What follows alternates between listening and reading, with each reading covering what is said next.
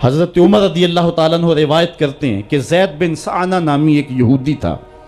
جس کو حضور نے قرض دینا تھا۔ آقا کریم علیہ الصلوۃ والسلام دو جہاں کے مالک ہیں، لیکن حضور کا فقر اختیاری تھا۔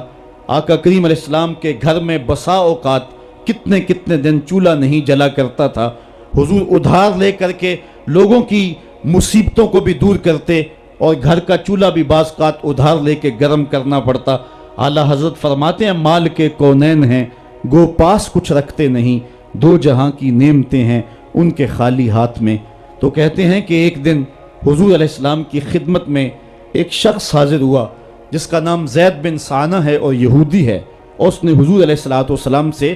قرض کا تقاضا کیا، لیکن تقاضا اتنے سخت انداز سے کیا کہ اس نے حضور علیہ السلام کی قمیص کو پکڑ کے کھینچا بھی۔ تو حضرت عمر رضی اللہ تعالیٰ عنہ نے جب دیکھا تو بڑے گھور کے اس کی جانب دیکھا اور اس کو پیچھے ہٹاتے ہوئے کہا کہ تجھے شرم نہیں آ رہی کہ اللہ کے رسول کے ساتھ کیسے سلوک کر رہا ہے اور میں تیرے سامنے موجود ہوں؟ تو حضرت نبی رحمت صلی اللہ علیہ وسلم نے حضرت عمر کو کہا عمر مجھے تجھ سے اس بات کی توقع نہیں تھی۔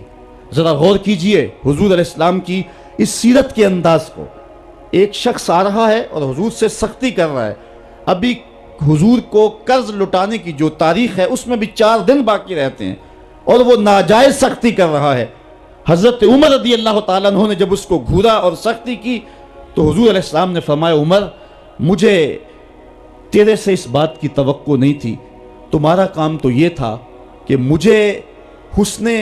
ادا کی تلقین کرتے کہ اچھے انداز سے قرض واپس کرو، اور اس کو جو ہے وہ نرمی کی تلقین کرتے، اور پھر آقا کریم علیہ السلام نے فرمایا اس کا قرض ادا کر دو، اور اے عمر جو تم نے اس کو گھورا ہے اس کے بدلے میں 20 وسق زیادہ کھجوریں بھی تم اس کو دو گے۔ تو زید بن سعنہ نے جب حضور علیہ السلام کی اس سیرت اور اس کردار کو دیکھا، اور حضرت عمر رضی اللہ تعالیٰ عنہ 20 وسق اس کو کھجوریں دے رہے تھے، تو اس نے حضرت عمر کو بتایا کہ میں یہودی ہوں اور میں نے تورات کے اندر نبی آخر الزماں کی شان اور عظمتوں کے بیان کو پڑھا ہے، یہ بات ابھی رہ گئی تھی، باقی ساری نشانیاں میں نے حضور میں دیکھ لی تھی، اب یہ نشانی رہ گئی تھی، آج میں نے یہ بھی دیکھ لی، اور پھر وہ حضور کی خدمت میں حاضر ہو کر اسلام کے دائرے میں داخل ہو کر حضور کا عبدی غلام بن۔ حضرت معاذ بن جبل رضی اللہ تعالیٰ عنہ فرماتے ہیں کہ ایک دن حضور گلی سے گزر رہے تھے اور میں ایک جانور کی کھال اتار رہا تھا، اور مجھے کھال اتارنے کا طریقہ نہیں تھا، مجبوراً مجھے کھال اتارنا پڑی۔ تو حضور گزرے تو مجھے دیکھا کہ معاذ بن جبل کو کھال اتارنا نہیں آ رہی، تو حضور رک گئے اور آقا کریم نے فرمایا معاذ ٹھہرو ذرا میں تمہیں بتاتا ہوں کہ بکری کی کھال کیسے اتاری جاتی، اور آقا کریم آگے بڑھے اور حضور نے خود جو ہے وہ کھال اتاری، اور پھر مجھے فرمایا معاذ ایسے کھال اتارا کرتے ہیں۔ آج ہم اپنے بڑے پن کو اور اپنی عظمت کو اس انداز سے لوگوں کے سامنے رکھنا چاہتے ہیں کہ ہم جو ہے وہ ٹشو کا ایک ٹکڑا بھی نہیں پکڑ سکتے، اور وہ بھی پکڑانے کے لیے ہمارے پاس ایک خادم موجود ہوتا ہے، لیکن آقا کریم علیہ السلام کی زندگی اور حضور علیہ السلام کی سیرت کی سادگی کا حسن اور جمال یہ ہے کہ حضور اپنے کپڑوں کو خود مرمت کر لیتے ہیں اور اپنے دیگر کام خود کرتے ہیں اور بطیب خاطر کرتے ہیں، اور اس میں کوئی چیز اپنے لیے شرمندگی کی محسوس نہیں کرتے ہیں۔ حضرت حسن رضی اللہ تعالی عنہ حضور علیہ السلام کے نواسے بھی ہیں اور آقا کریم علیہ السلام کی صحابیت کا شرف بھی پایا ہے۔ کہتے ہیں کہ کانا یجلس علی الارض، حضور علیہ السلام کی سیرت یہ ہے کہ حضور زمین پہ بیٹھ جاتے تھے، زمین پر بیٹھنے میں حضور شرمندگی محسوس نہیں کیا کرتے تھے، اس کو اپنے سٹیٹس کے خلاف نہیں سمجھا کرتے تھے، زمین کے اوپر حضور بیٹھ جایا کرتے تھے، اور فرماتے ہیں وَيَطْعَمُ، اور زمین کے اوپر بیٹھ کر کے حضور علیہ السلام کھانا تناول فرمایا کرتے تھے۔ حضور کی عادت یہ تھی کہ آقا کریم جب بھی کھانا کھاتے تو حضور جھک کر کے کھانا کھاتے۔ فرماتے ہیں کہ میرے پاس ایک فرشتہ آیا جو کعبۃ اللہ کے صحن میں کھڑا تھا، اور اس کی کمر کعبۃ اللہ کی چھت کے برابر تھی، اتنا اس کا قد تھا، اور اس نے مجھے کہا کہ آپ اگر چاہیں تو آپ کو نبی اور بادشاہ بنا دیتے ہیں، اور آپ اگر چاہیں تو آپ کو عبد اور نبی بناتے ہیں۔ تو فرماتے ہیں کہ میں نے جبریل کو دیکھا، اور جبریل مجھے اشارے سے تواضع کا حکم دے رہے ہیں، تو میں نے عرض کی کہ میں نبی اور عبد بننا چاہتا ہوں۔ تو جب یہ بات حضور نے کہی تو فرمایا عائشہ اگر میں نبی اور بادشاہ بنتا تو یہ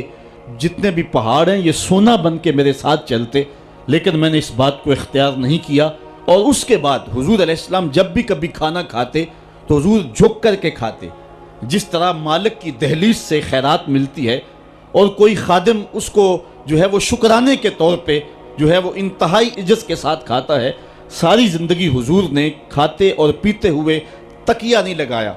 ہاتھ میں پلیٹ پکڑ کے اکڑ کے یا ٹہل کر کے یا جو ہے وہ بالکل سیدھے ہو کے نہیں، تھوڑا سا جھک کر کے بغیر تکیے کے حضور علیہ السلام کھانا کھانا پسند فرمایا کرتے تھے، اور فرماتے میں اس طرح کھاتا ہوں جس طرح بندے کھاتے ہیں، اور میں اس طرح بیٹھتا ہوں جس طرح اس کے عبد اور اس کے بندے بیٹھتے ہیں۔ یہ حضور علیہ السلام کا طریقہ ہے۔ ایک دن آقا کریم علیہ السلام ایک چٹان کے اوپر بیٹھے تھے اور حضور علیہ السلام قدید کھا رہے تھے۔ یہ خشک گوشت جو کر کے اس کو بعد میں جب پکایا جاتا ہے تو اس کو قدید کہتے ہیں، یا سرید تھی، حضور کھا رہے تھے۔ تو ایک خاتون وہ گزری اور اس کے بارے میں اہل علم کہتے ہیں کہ وہ بڑی زبان دراز تھی اور وہ مردوں کو بھی ایسی ایسی باتیں کرتی کہ لوگ جو ہے وہ اس کی شر سے بچا کرتے تھے۔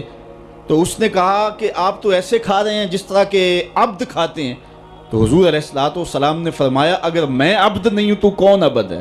فرمایا میں سب سے بڑا عبد ہوں۔ تو جب یہ بات سنی تو اس کے قدم رک گئے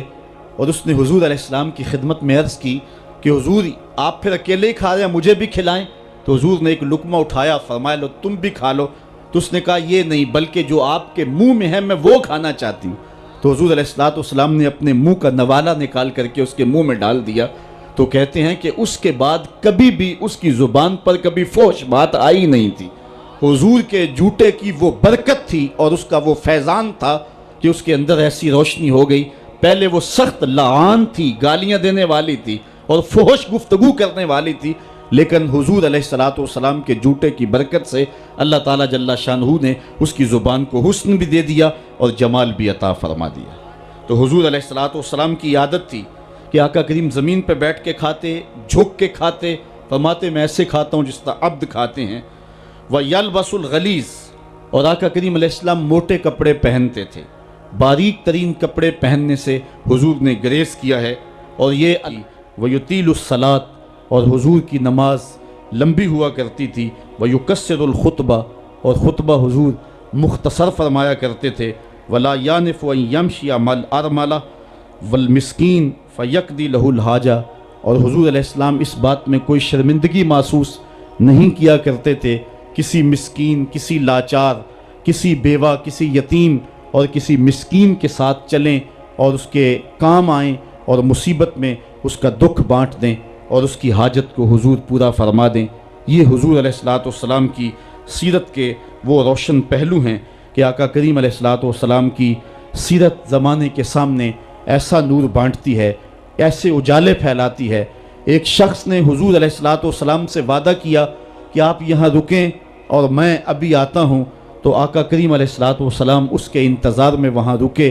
3 دن گزر گئے اور وہ نہ آیا، چونکہ حضور وعدہ کر چکے تھے کہ میں تیرے آنے تک یہاں رہوں گا۔ تیسرے دن اس کو جا کے یاد آیا تو وہ واپس پلٹا، تو آقا کریم نے جواب میں صرف اتنی بات کہی، آپ نے فرمایا یا فتیٰ قد شککت علیہ، اے نوجوان تو نے تو مجھ کو مشقت میں ڈال دیا۔